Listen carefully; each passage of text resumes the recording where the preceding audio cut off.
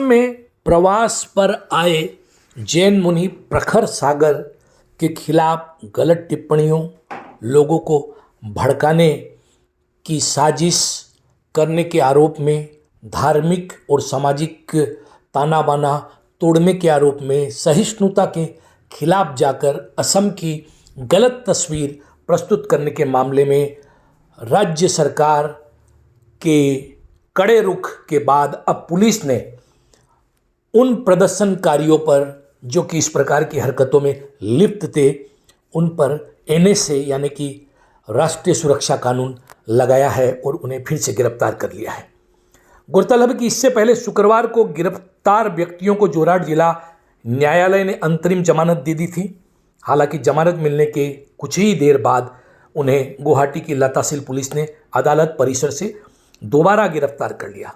शनिवार को वीर लाचित सेना और असम जातीयतावादी युवा छात्र परिषद के सदस्यों की गिरफ्तारी के बाद गुवाहाटी में तनाव बढ़ गया।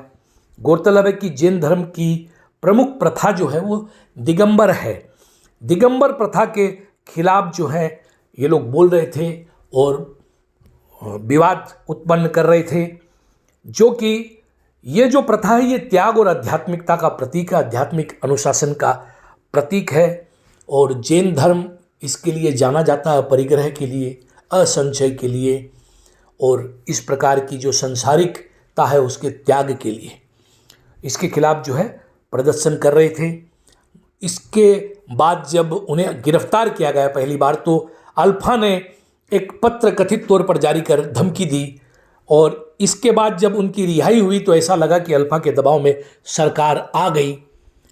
अब हिमंत बिस्व शर्मा सरकार ने ऐसे सभी तत्वों को एक कड़ा संदेश दिया है। जी हाँ, अल्फा को भी एक कड़ा संदेश गया है, क्योंकि इससे पहले शिवसागर में जो घटना हुई उस घटना के बाद भी अल्फा की एंट्री हुई और अल्फा ने धमकी दी थी युवा नेता को, और उसके बाद भी इस प्रकार से जो है माफ़ीनामा हुआ या अन्य हुई, दबाव बनाया गया या उनको गिरफ्तार न किया जाए उपद्रवियों को, इस प्रकार की धमकी भी आई, तो लगा कि सरकार अल्फा के दबाव में है। और इस बार भी ऐसा एक संदेश जा रहा था और इस संदेश को रोकने के लिए कानून व्यवस्था का राज जो राज्य में है और कानून के तहत, संविधान के तहत सबको चलना पड़ेगा, यह संदेश देने के लिए हेमंत बिस्व शर्मा सरकार ने यह कड़ा कदम उठाया है और उन लोगों पर रासुका लगा दिया जो लोग इस कार्रवाई में शामिल थे। और इस बार जो गिरफ्तार किया गया है उन लोगों में आदित्य पानी फुकन है जो जिला अध्यक्ष वीर लाचित सेना के, सुजीत दत्ता है मुख्य सचिव जोरहाट जिला वीर लाचित सेना के, प्रशांत दत्ता है जो महिला सेना की सदस्य है, मोन्टू दत्ता, भावेंद्र द्वारा दोनों स्थानीय निवासी, रितो सेकिया और पार्थ दत्ता एजेवाईपी के सदस्य और हेमेन बोरा वरिष्ठ वकील है, अधिवक्ता है। इन लोगों को गिरफ्तार किया गया। हालांकि इनकी गिरफ्तारी के बाद से थोड़ा तनाव बढ़ गया है और कहीं न कहीं आपसी सामाजिक ताने बाने की भी बात है, किंतु असमिया समुदाय जो है वो बहुत शिक्षित और बहुत ही सहिष्णु समाज है। वो धार्मिक मान्यताओं और मर्यादाओं को जानता भी है, जैन समाज की मान्यताएं जो है उनसे भी अवगत है और बहुत शांति प्रिय समुदाय है जो समन्वय के साथ चलता है और वो जानता है कि सबकी अपनी धार्मिक मान्यताएं होती है। जैन समाज की ये भगवान महावीर और आदिनाथ से महावीर तक ये जो मान्यताएं चली हैं, इन मान्यताओं का सभी सम्मान करते हैं। ये साधारण बात नहीं है, जैन मुनि होना कोई साधारण बात नहीं है। जिस लज्जा निवारण का काम ये करती है, लज्जा निवारण की ये जो साधना करते हैं, लज्जा को जीत लेने की साधना करते हैं, जितेंद्रिय हो जाते हैं, यह आसान काम नहीं है। काम वासनाओं से पार होकर अपने को जानना, केवल ज्ञान की प्राप्ति करना और केवल ज्ञान और परमात्मा से साक्षात्कार होना, यह बहुत बड़ी साधना है। गौरतलब है कि जैन मुनि जो हैं वो हमेशा पैदल चलते हैं, न तो हवाई जहाज़ में यात्रा करते हैं, न गाड़ियों में यात्रा करते हैं, न प्लेनों में यात्रा करते हैं, ये पैदल चलते हैं और हमेशा जो है संयमित जीवन यापन करते हैं। तो ये जब असम पहुंचते हैं तो ये हजारों किलोमीटर की यात्रा तय करके और सैकड़ों दिन चलकर एक स्थान से दूसरे स्थान पर पहुंचते हैं, इसी प्रकार असम में पहुंचे हैं। इनकी त्याग और तपस्या से असम की ये धरा धन्य हुई है।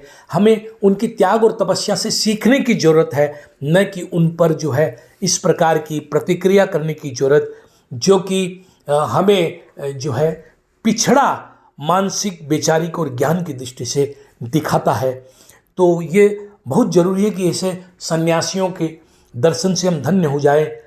ऐसे दौर में जब लोग इस प्रकार की जो मटेरियलिस्टिक चीज़ें हैं या जिस प्रकार से संस्कृति का जो पतन हो रहा है, नैतिकता का पतन हो रहा है, दैनंदिन इस प्रकार की खबर आ रही है, परिवार टूट रहे हैं, महिलाओं के साथ कथित रूप से जो उनको तमाम सुविधाएं और आज़ादी दी जाने के बाद भी अत्याचार नहीं रुक रहे हैं, आज भी नारी सुरक्षित कहीं नहीं नज़र आती है।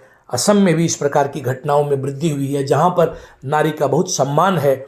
तो ऐसे परिस्थिति में जैन मुनियों के बताए हुए मार्ग और इनके सिद्धांत जो हैं हमें एक अच्छा समाज बनने की ओर प्रेरित कर सकते हैं, युवाओं को प्रेरित कर सकते हैं कि कैसे एक समाज में रहा जाए त्याग के साथ, अपरिग्रह के साथ। तो ये सब सीखने की ज़रूरत है। इस बीच इस प्रकार के जो प्रदर्शन होते हैं इनका काम सिर्फ समाज में तनाव फैलाना होता है। तो ये तनाव फैलाने के बाद और इसमें जिस प्रकार से उग्रपंथी संगठनों की एंट्री हुई, अल्फा की एंट्री हुई और एक समुदाय विशेष को टारगेट करने की कोशिश हुई, उसके खिलाफ अब जो सरकार ने सख्त कदम उठाया है वो काबिले तारीफ है।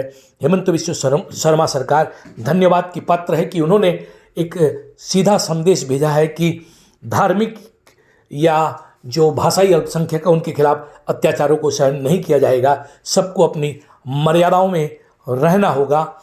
आपको विरोध का अधिकार है, किंतु वो विरोध ऐसा नहीं हो कि किसी समाज के खिलाफ विद्वेष और विष वमन करने वाला हो, उस समाज को भयभीत करने वाला हो। उन संविधान प्रदत्त अधिकार सबको हैं, किंतु उसको अगर कोई लक्ष्मण रेखा को पार करेगा तो उनके खिलाफ सख्त कार्रवाई होगी। और इसी सख्त कार्रवाई और सख्त संदेश के साथ जो उपद्रवी थे उनको सरकार ने रासुका के तहत गिरफ्तार किया है।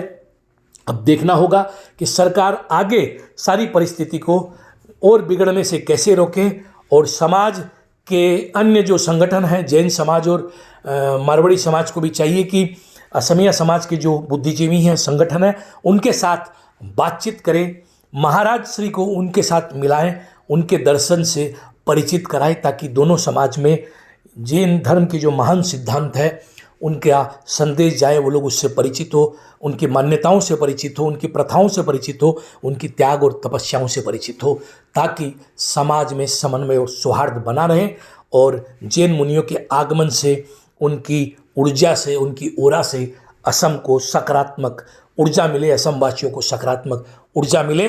धन्यवाद, नमस्कार। सब्सक्राइब करना न भूलें। देखते रहिए नॉर्थ ईस्ट तक। वंदे मातरम। जय होम। भारत माता की जय।